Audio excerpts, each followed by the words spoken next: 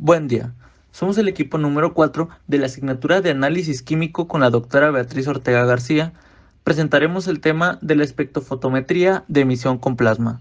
Los integrantes del equipo son González Sánchez Litsi, Guajardo Fernández Sergio, Guerra Moncada Yesenia, Lara Ruiz Julio César y su servidor Hernández Rangel Brandon Antonio.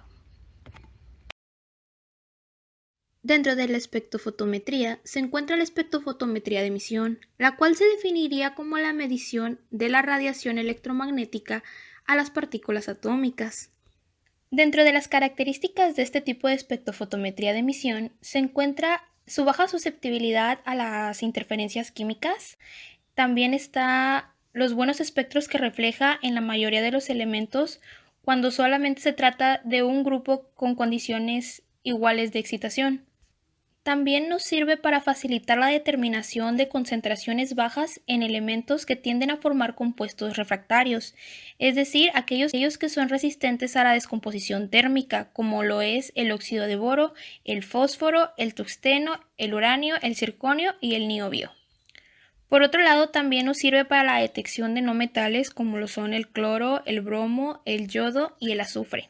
Todo esto gracias a las fuentes de plasma.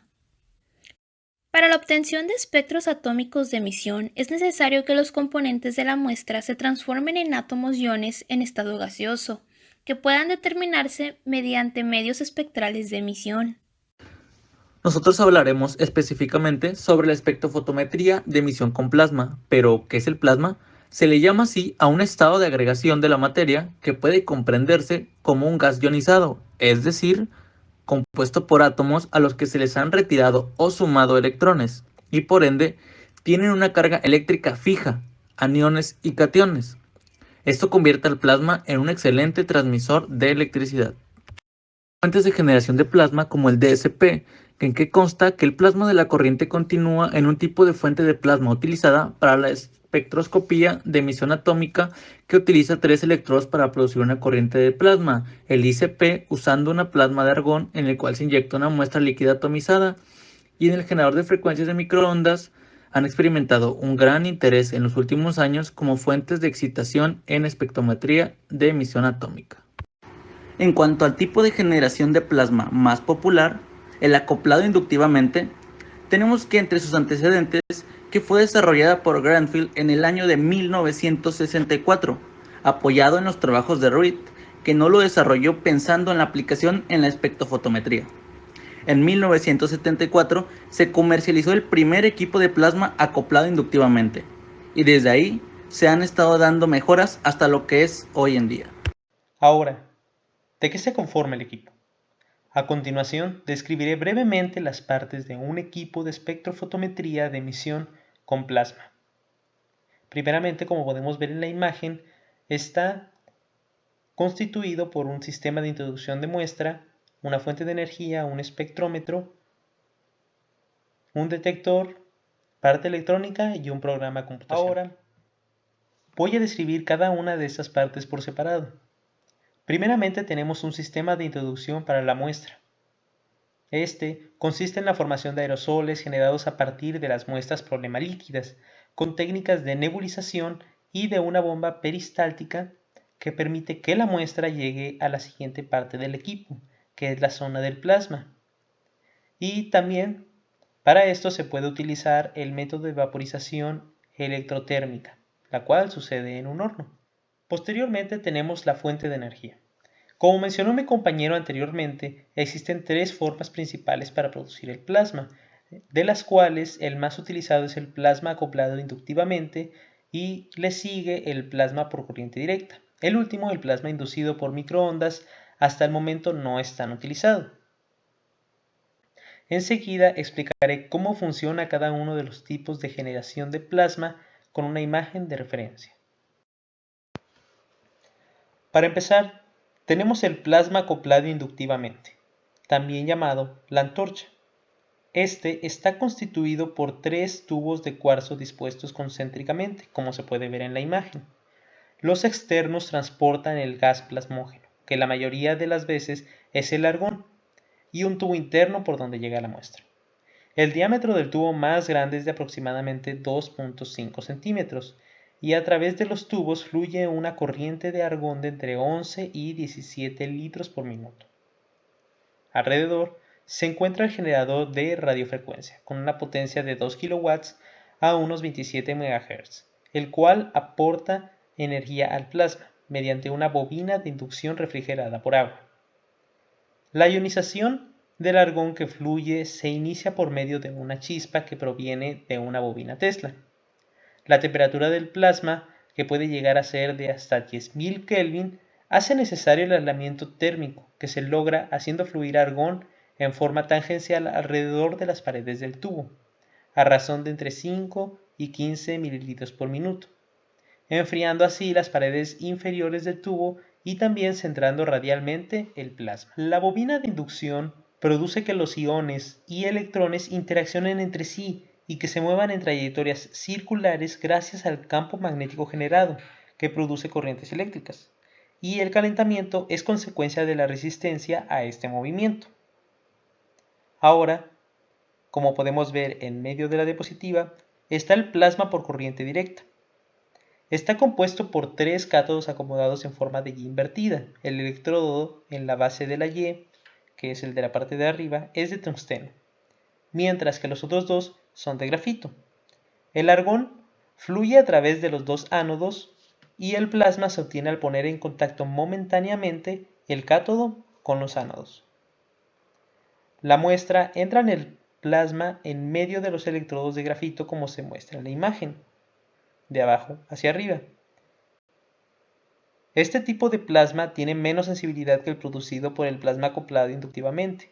Usa menos argón, sus componentes son más simples, hay menos ionización que en el plasma acoplado inductivamente y los espectros son más complejos que en ese.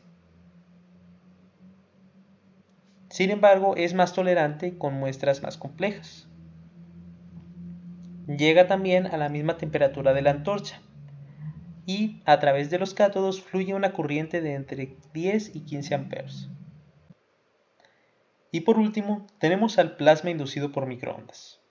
El plasma inicia con una chispa provocada generalmente por una bobina Tesla y se mantiene con una radiación de microondas de una frecuencia de 2450 MHz. Su principal componente es el magnetrón de 2 kW. El gas y la muestra se inyectan a través del mismo canal, como se muestra en la imagen. Este es menos costoso que el mencionado al iniciar esta diapositiva, el acoplado inductivamente. Sin embargo, es inferior con respecto a la reproducibilidad de la detección, la sensibilidad, la interferencia de ionización y los métodos de preparación de muestras son más tediosos que en este primero. Ahora, ¿qué es lo que sucede dentro de este plasma, que es la principal característica de este método espectrofotométrico? Bueno, al encontrarse con temperaturas extremadamente altas y sometido a la radiación y a la gran cantidad de energía, permite disociar las combinaciones químicas estables. Así se eliminan las interferencias químicas y ocurre la ionización o excitación de cada una de las sustancias. Luego nos encontramos con lo que es el sistema óptico. Este permite separar cada una de las radiaciones monocromáticas que forman el haz policromático que envía el plasma y que permite identificar y cuantificar cada uno de los elementos que constituye la muestra. Esto es debido a que la radiación electromagnética emitida al pasar del estado excitado al estado fundamental es característica de cada elemento. Es posible identificar la sustancia y la concentración separando las radiaciones en función de su longitud de onda y midiendo su intensidad. Y por último, tenemos el sistema de procesamiento de datos, el cual permite fijar todos los parámetros para el análisis de la muestra y también permite guardar estos datos. También analiza todas las señales registradas por el sistema óptico, dándonos la identidad de las sustancias dentro de la muestra y su respectiva concentración. Cabe destacar que el sistema de procesamiento de datos juntos con el óptico hace una curva de calibración, como la que se muestra en la pantalla, para obtener las concentraciones de cada especie de interés en la muestra problema. Una de las ventajas principales sobre otras fuentes de emisión se encuentra derivada de la habilidad de vaporizar, atomizar, excitar e ionizar eficientemente y reproduciblemente en un amplio rango de elementos presentes en diferentes tipos de muestra. Además de mejorar la eficiencia en la excitación e ionización, la alta temperatura también reduce a eliminar muchas de las interferencias químicas encontradas en llamas y hornos. Estas que vemos en la presentación son algunas ventajas, que vienen siendo alta precisión, menor interferencia entre elementos como consecuencia directa de sus temperaturas más elevadas, los bajos límites de detección. Se pueden obtener buenos espectros para la mayoría de los elementos con unas mismas condiciones de excitación. Y como toda técnica, también tiene sus desventajas, entre las que se encuentra ser una técnica de alto costo de adquisición y mantenimiento, requieren pretratamiento de muestra, además de capacitación especializada para su manejo. Otra desventaja que se considera como falla es que tiene mayor posibilidad de interferencia de línea espectral debido a un número excesivamente grande de líneas de emisión. Esto es debido a la temperatura. A continuación continuaremos con el campo de aplicaciones de esta técnica.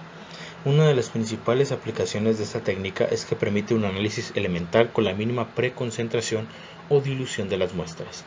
Cuenta entre sus aplicaciones más comunes con la determinación de elementos de interés medioambiental en aguas, suelos y residuos sólidos, pudiendo analizar más de 70 elementos de forma simultánea. Entre los principales campos que podemos destacar, uno de ellos es la agricultura y alimentos. En este se utiliza la determinación de metales y posibles contaminantes del suelo, fertilizantes, materias vegetales, alimentos, etc. Esto más que nada para comprobar la calidad de los alimentos y ver si así es más viable que sea consumible por el ser humano o no lo es. Otro campo es el análisis clínico, en el cual se hace la determinación de elementos tóxicos en orina, sangre, heces, leche materna, tejidos.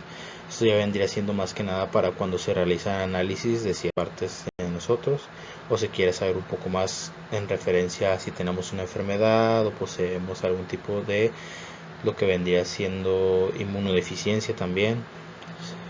Tiene mucha aplicación en este campo y mucho parte. En la geología se usa la determinación de la procedencia de sedimentos y rocas a través de su composición, además de también la evaluación de la contaminación de suelos. Esto es debido al problema que agravia a nuestro planeta durante ya mucho tiempo, que vendría siendo la crisis, ¿no?, mediante los contaminantes, que últimamente solemos tirar mucho lo que vendría siendo basura, suelos, plantas, y esto vendría dañando poco a poco las condiciones del suelo. En dado caso de tratarse de un suelo para cultivar o para cosechar, se vendría dañando, entonces tendría que hacer este análisis para así poder determinar si es viable el plantar en ese lugar. Y por último tenemos la aplicación en las aguas, determinación de metales y contaminantes en aguas continentales potables, vertidos, salmueras y aguas de mar. Esto más que nada también vendría siendo para la pesca, para analizar también y separar el agua potable, el agua que no es potable. Esto más que nada con la cantidad de también beneficiar al ser humano y así promover que no se esté dañando su salud en ningún momento. Y